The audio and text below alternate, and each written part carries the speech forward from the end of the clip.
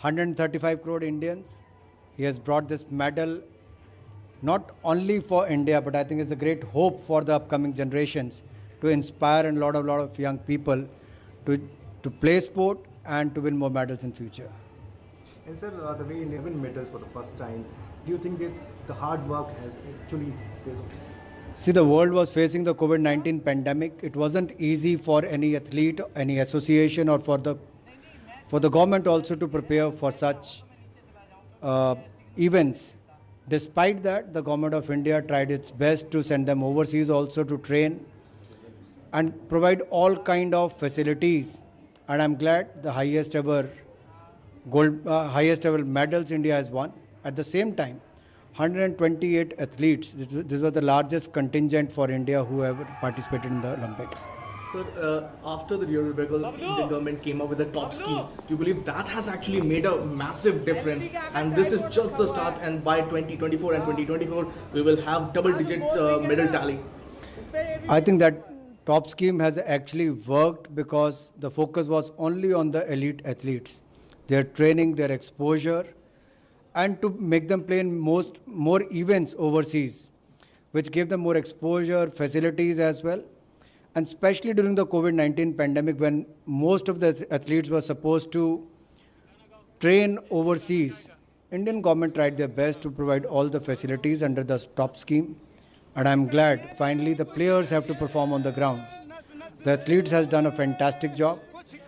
Many have missed by a very close margin, but despite that, they won the heart of 135 crore Indians. In Hindi, इतने सालों बाद, almost एक century बाद हमारे पास track and field में एक medal और वो भी गोल्ड.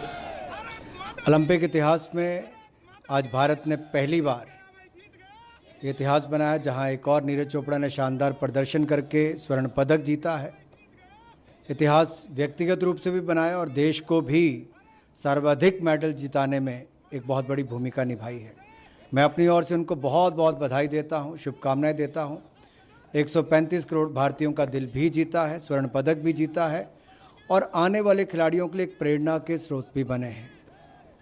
सर, जिस तरीके से इंडियन कंटिजेंट ने तैयारियां शुरू करी थी और जिस तरीके से परफॉर्म किया, 7 मेडल, कई ऐसे खेल जहां पर हमें मेडल मिले, फॉर एग्जांपल हॉकी, एक अलग माहौल सा बन गया है देश के अंदर में. ये कैरी फॉरवर्ड आपको लगता है सर होगा ज़रूर आगे? देखिए, 41 साल के सूखे को ख़त्म किया तो हॉकी की टीम ने किया, ब्रॉन्ज मेडल भी जीता. वहीं पर महिला हॉकी टीम ने पहली बार क्वालिफाई करके शानदार प्रदर्शन किया. कुल मिलाकर जो हमारा कंटिजेंट गया था उसमें खिलाड़ियों ने अपनी ओर से बहुत अच्छा परफॉर्मेंस किया है.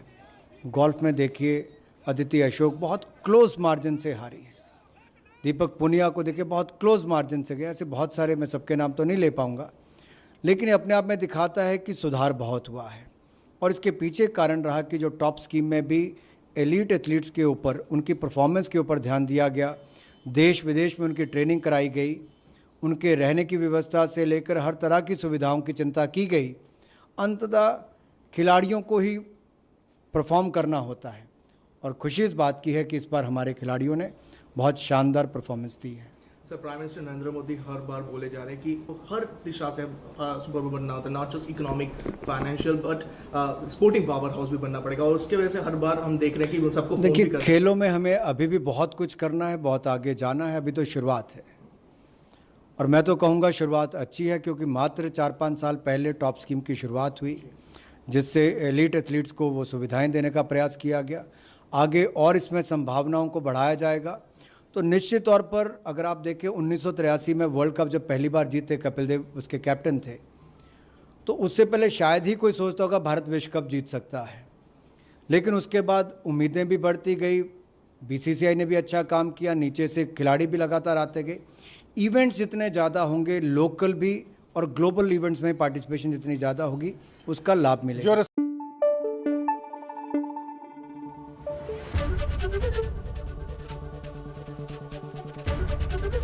एबीपी न्यूज आपको रखे आगे.